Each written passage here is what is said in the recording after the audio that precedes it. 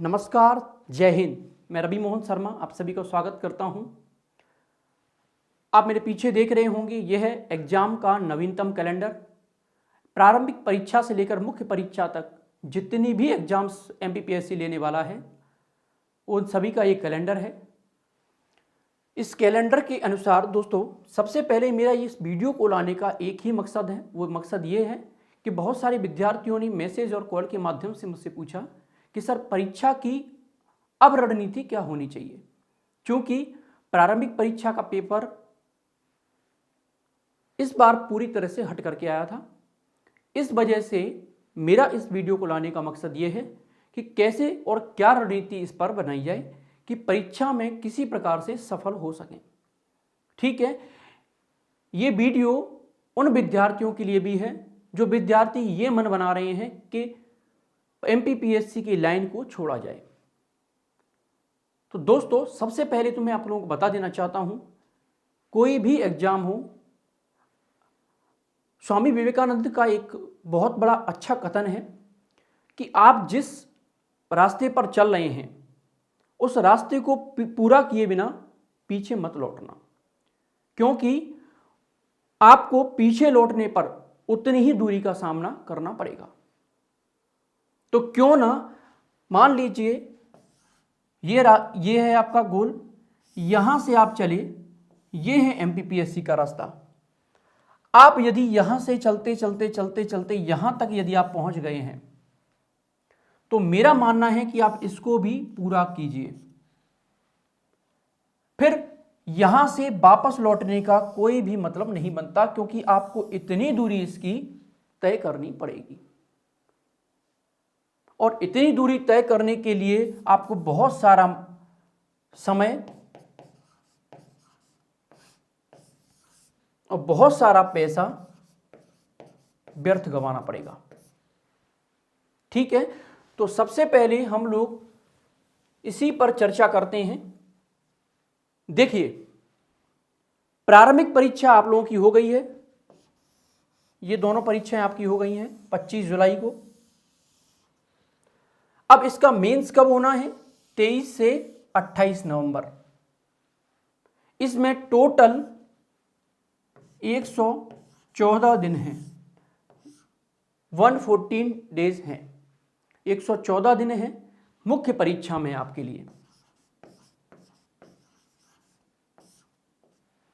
और अब आ जाते हैं प्रारंभिक परीक्षा। सितंबर में इसका नोटिफिकेशन आएगा, नवंबर में आपका ये एग्जाम होना है। नवंबर में। अब चूंकि इसने बता दिया है कि मुख्य परीक्षा होनी है मार्च 2022 में। मार्च की जो स्थिति है मैं बता देता हूं यहां पर कि नवंबर में 2021 में आपका एग्जाम कब होगा। वो ये कि यदि 23 से 28 नवंबर के बीच में ये एग्जाम होता है तो इस वीक में प्रारंभिक परीक्षा का पेपर नहीं होगा। 23 से 28 मतलब 20 से और 30 के बीच में एमपीपीएससी का एग्जाम नहीं होगा। अब बता दूं मैं आप लोगों को कि एक पड़ रहा है संडे 14 तारीख का, 14 नवंबर का,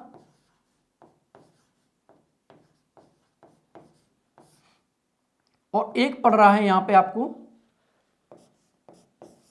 6 तारीख का। 6 और 7 में यहां पे पड़ेगा, जो भी है। अब मैं आप लोगों को बता दूं कि 14 तारीख से ये फर्स्ट वीक में यहां पे नहीं होगा, तो परीक्षा की तिथि होगी 14 नवंबर। यह होगी आपकी प्रारंभिक परीक्षा की तिथि। तो इसके लिए आपके पास अभी 106 दिन है और मुख्य परीक्षा के लिए 114 दिन है। देख लेते हैं इसमें।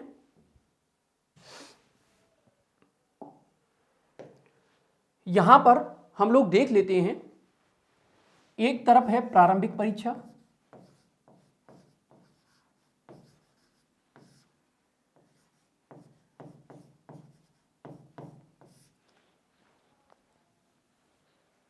और एक तरफ है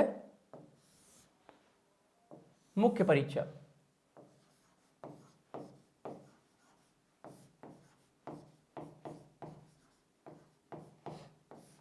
दोनों ही परीक्षा हैं, बराबर से एग्जाम है। 23 से 28 में ये है एग्जाम, मान सकते हैं 23 तारीख से ये एग्जाम है, 23 नवंबर से। और इसका भी निर्धारित नहीं है। मान लीजिए ये 14 नवंबर से एग्जाम हो जाता है, नवंबर को एग्जाम हो जाता है, 106 दिन आपके पास शेष हैं, इसमें आपके पास 114 दिन शेष हैं। तो मेरे भाइयों और बहनों, करना क्या है वो देख लेते हैं। 106 दिन हैं, यानी कि 3 महीने, 30 का डिवाइड किया जाए तो 3 महीने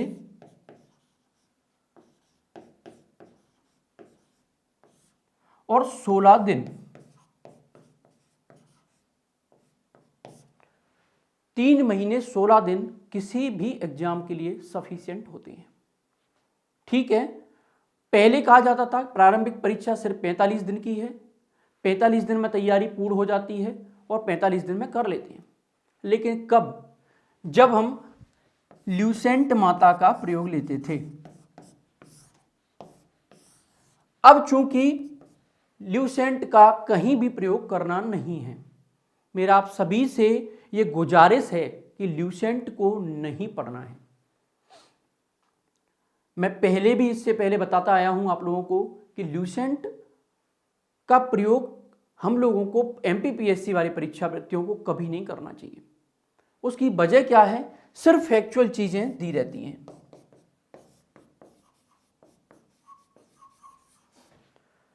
सिर्फ फैक्चुअल चीजों से हम किसी भी एग्जाम्स को नहीं निकाल सकते। अब एमपीपीएससी का पैटर्न चूंकि बदल चुका है, वो चाहता है कि कुछ उसको डिटेल में नॉलेज मिले, मतलब सिर्फ तथ्य नहीं हो उसमें, अब उसकी डिस्क्रिप्टिव जानकारी हो।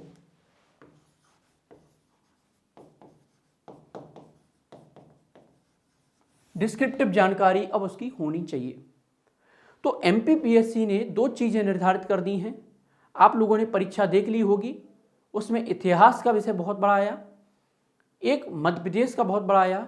बच्चों ने गलती क्या की है वो मैं आपको बता देता हूं। सबसे बड़ी गलती जो की है,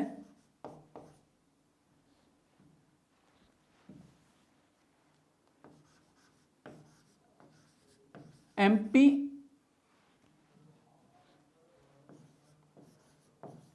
स्पेशल को लेकर, एमपी स्पेशल को लेकर क्या गलती की है दोस्तों, वो ये कि जो क्वेश्चन आते हुए थे, जो क्वेश्चन आए हैं, उन क्वेश्चनों को सबसे पहले उन्होंने गलत किया है, आते हुए क्वेश्चंस को गलत किया है।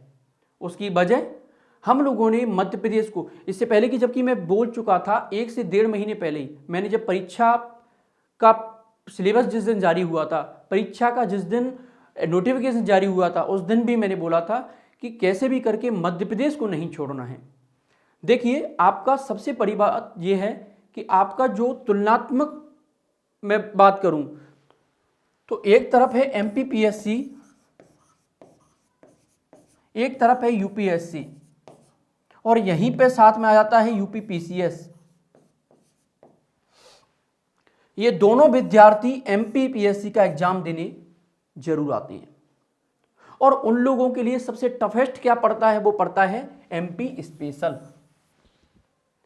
ऐसे में क्या करना होगा कि आप लोगों को उनसे ज्यादा बढ़त बनाने के लिए करना क्या होगा कि कैसे भी करके एमपी स्पेशल पर बहुत अच्छी जानकारी रखनी है। कोई भी प्रश्न आता हुआ गलत न हो। जो प्रश्न गलत है होगा या क्वेश्चन थोड़ा सा हट करके लिंक से होगा, वो सभी के लिए गलत होगा। तो इसको लेकर के तनाव क्यों पालना भाई? हम लोग एमपी स्पेशल को अच्छे से पढ़ लेते हैं ना, और ये बात भी श्योर है कि एमपी स्पेशल हर बार क्वेश्चंस पूछता ही पूछता है। तो एमपी स्पेशल को लेकर के तनाव नहीं पालना है। अभी भी वक्त है, 3 महीने से ज्यादा का समय है, पूरी तैयारी झोंक दीजिए एमपी स्पेशल पे। साथ में एक और विषय आ जाता है आपका आयोग। मान सकता हूं इस बार कम प्रश्न आए हैं, लेकिन हो सकता है अगली बार ज्यादा प्रश्न आ जाए। क्यों? क्योंकि उन्होंने सिलेबस चेंज किया है। सिलेबस चेंज करता है तो करता क्या है उसमें, वो सिलेबस चेंज में कर दिया उसने भाई, नहीं रखा, आपने सोचा कि आयोग से प्रश्न ज़्यादा पूछ सकता है, वो आपके लिए टफ पड़ रहा था, आयोग से हटा दिया उसने प्रश्नों को, उसने दूसरी तरफ अपना रुख मोड़ दिया, उसने रुख मोड़ दिया अपना हिस्ट्री की तरफ। हिस्ट्री की जो डेट थी वो ले डूबी। तो कहना मेरा ये है कि एमपीपीएससी में जो प्रीलिम्स वाले विद्यार्थी हैं वो कल से भी अगर तैयारी करेंगे 1 अगस्त से भी, तो उनके पास में 3 महीने 15 दिन का समय है, बहुत अच्छे से वो तैयारी कर सकते हैं। हाँ, तैयारी छोड़ना नहीं है, किसी भी विद्यार्थी को तैयारी छोड़ना नहीं है, अंतिम अवसर के रूप में आप इस परीक्षा को दीजिए। जो विद्यार्थी ओवरेज की स्थिति में चल रहे हैं, लग रहा है कि नहीं अब हमें अपना कहीं और देख लेना चाहिए, कहीं नौकरी कर लेना चाहिए, कहीं कुछ और कर लेना चाहिए, तो उन लोगों से मैं विशेषकर कहूंगा कि कुछ भी कीजिए, इस बार की परीक्षा दीजिए, अच्छा लगेगा। 2021 की परीक्षा है ये। देखिए, तैयारी कोई भी हो, हम लोग देखते हैं हाल ही में अभी रिजल्ट निकले हैं, एक सफाई कर्मी राजस्थान पीसीएस में सेलेक्ट हुई है। कौन कह सकता है, 35-36 साल की महिला स्वीपर का काम करती हैं और अधिकारी बन गई। कई ऐसे उदाहरण आए, बहुत सारे उदाहरण आप लोगों के सामने मिलेंगे, जिन लोगों ने आखिरी स्टेप तक, उनकी जितनी हद थी वहां तक परीक्षा की तैयारी नहीं छोड़ी। छोड़ना किस बात का समझ में नहीं आता, परीक्षा की तैयारी छोड़नी नहीं है। एमपीपीएससी कोई बहुत बड़ा हुआ नहीं है। जो आपको सबसे बड़ी बात जो है इसमें कि उसने अपना सिलेबस दे दिया है आपके सामने कि भाई मेरा सिलेबस ये है, आपको ये सिलेबस ही तो कंप्लीट करना है। जब शुरुआत में आईएएस और आईपीएस हुए थे पहले वाले, उस समय तो सिलेबस भी नहीं होता था,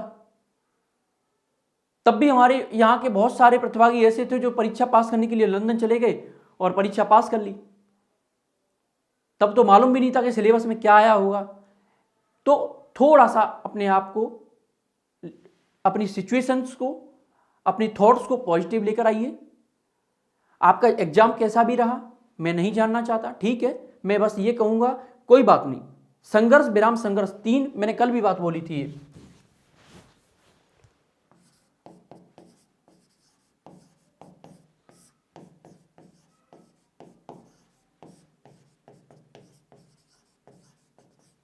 संघर्ष विराम संघर्ष गांधी जी का ये नारा था, इस पर काम कीजिए। फेल्यूर हो गए यहां फर्स्ट अटेम्प्ट में, कोई बात नहीं, थोड़ा सा माहौल ठीक करते हैं, अपने माइंड के थॉट्स को ठीक करते हैं, फिर से संघर्ष शुरू कर देते हैं। इस बार तो पास फेल्यूर नहीं होंगे ना, पास होंगे, डेफिनेटली पास होंगे। वजह यह है कि हम जी तोड़ मेहनत करेंगे, समय पे टेस्ट सीरीज देना, समय पे क्वेश्चंस को हल करना, अपने सोच का दायरा विकसित करना, प्रश्न कहां से पूछे जा रहे हैं, प्रश्न की प्रकृति क्या है, आखिर एमपीपीएससी चाहता क्या है, कितना दायरा उसने एमपीपीएससी में अपना बढ़ाया हुआ है, यहां से लेकर के प्रश्न बनेंगे। फिर देखिए, तो मेरा कहना पुनः यही है दोस्तों कि परीक्षा की रणनीति इस तरीके से बनाई जाए आपकी कि कोई भी चीजें आपके हाथ से नहीं निकले। मुख्य परीक्षा वाले विद्यार्थियों से मैं कहूंगा, यहां 114 दिन है आपके पास में। कितने हैं? 114 बहुत होते हैं भाई, बहुत दिन है, लग जाइए जी जन से। रोजाना 8 से 10 घंटे राइटिंग प्रैक्टिस कीजिए। जब तक 8 से 10 घंटे लेखन शैली नहीं की जाएगी,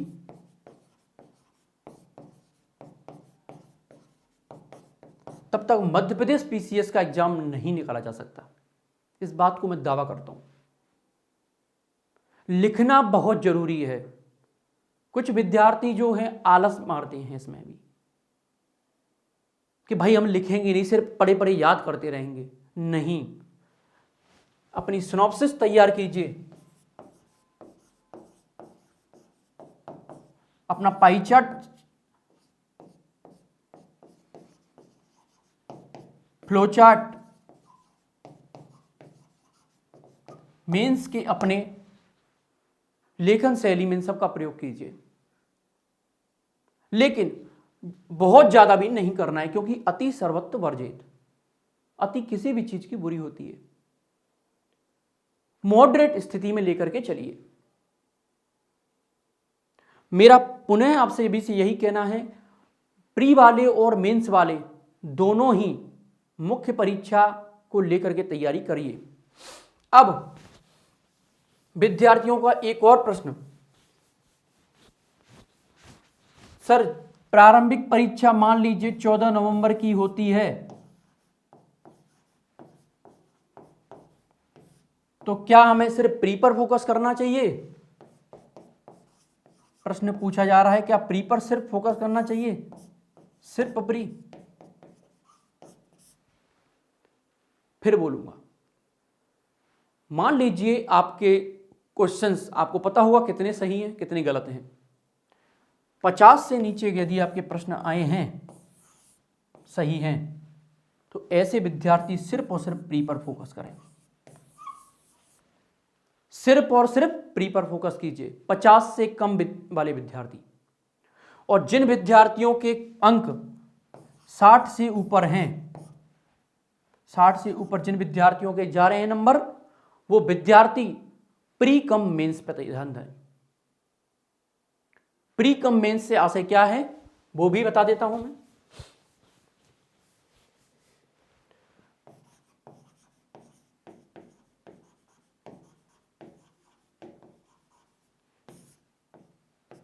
प्री कम मेंस से आशय ये है, मान लीजिए आप 8 घंटे रोजाना पढ़ रहे हैं, उसमें से 5 घंटे दीजिए मेंस को,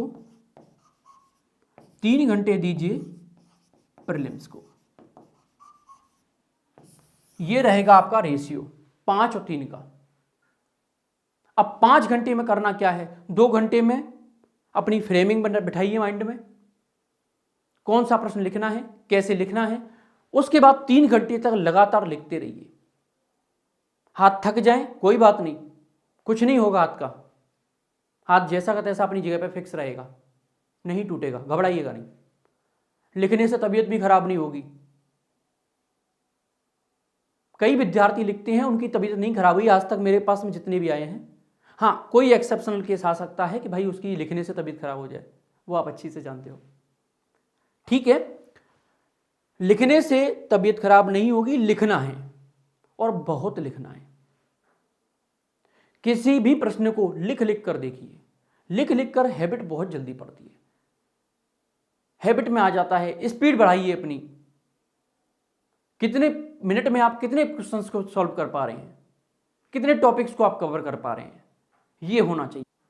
दोस्तों, आपको अपना जो सिलेबस है,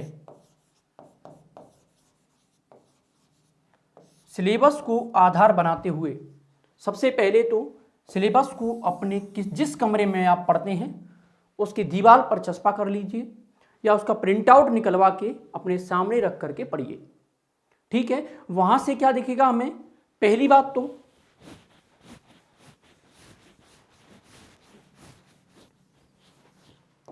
प्रीलिम्स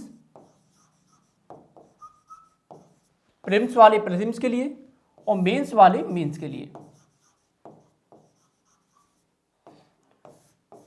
लेकिन जब भी आप सिलेबस को उठा के देखें तो उसमें इस तरह से टॉपिक को पढ़ें कि प्री और मेंस दोनों का कवर होना चाहिए, ठीक है। इतना आप विस्तार से पढ़ लीजिएगा किसी भी टॉपिक को कि पूरा का पूरा सिलेबस कवर आपका हो जाए। ये काम आपको 100% करना है। सिलेबस आपके हाथ में होना चाहिए, सिलेबस के आधार से ही पढ़िए, क्योंकि आपने एक चीज देख ली होगी एमपीपीएससी की कि कोई भी प्रश्न सिलेबस से बाहर नहीं आया है। इसका मतलब वो पूछ कहां से रहा है, सिलेबस के अंदर से ही। तो ये हो गया हमारा सिलेबस का। अब बात आती है कि आप लोग मुझसे कैसे जुड़ पाएंगे, कोई प्रश्न है या आप लोगों के साथ में कोई भी समस्या है, उससे संबंधित किसी भी समस्या के लिए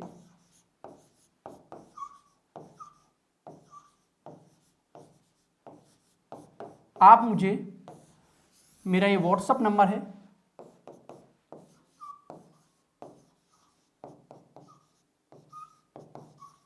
इस नंबर पे आप मुझे मैसेज कर सकती हैं। मेन से शुरू हो गया है बहुत सारे विद्यार्थियों का, तो आप यदि लिख रहे हैं, मुख्य परीक्षा की कुछ आंसर राइटिंग कर रहे हैं, तो आप अपनी कॉपी का फॉर्मेट लेकर के, फोटो खींच करके और उसका पीडीएफ बना करके मुझे इस नंबर पे पीडीएफ भेज दीजिए। समय मिलते ही मैं आप लोगों के जो भी लेखन शैली आपने की है उस पर प्रतिक्रिया जरूर व्यक्त करूंगा, ठीक है।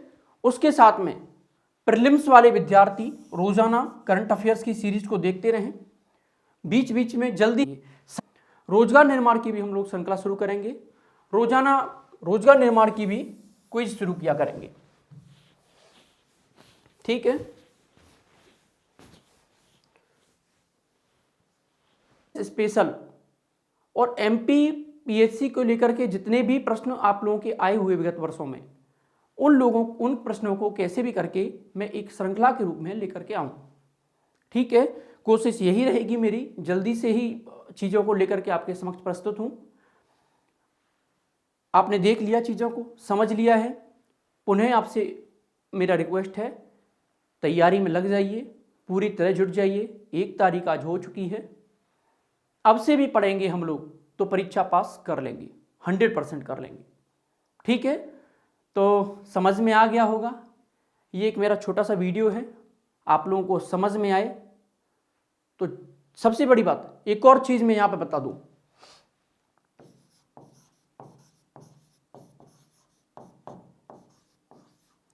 आप लोगों को डेली वीडियो मेरी मिलते रहे, उसके लिए चैनल को सब्सक्राइब जरूर कर दीजिएगा, ठीक है। उससे क्या होगा कि वीडियो आप लोगों को पता चल जाया करेगा कौन सी वीडियो कब आ रही है, ठीक है। जिन विद्यार्थियों ने नहीं किया है उन लोगों के लिए, जिनने कर दिया है उन लोगों के लिए बहुत बहुत धन्यवाद। तो यहाँ पर अपना वीडियो समाप्त करता हूँ। आशा और उम्मीद करता हूँ आप लोग जरूर 100% अपनी तैयारी में लग जाओगे आज से, ठीक है। धन्यवाद, जय हिंद।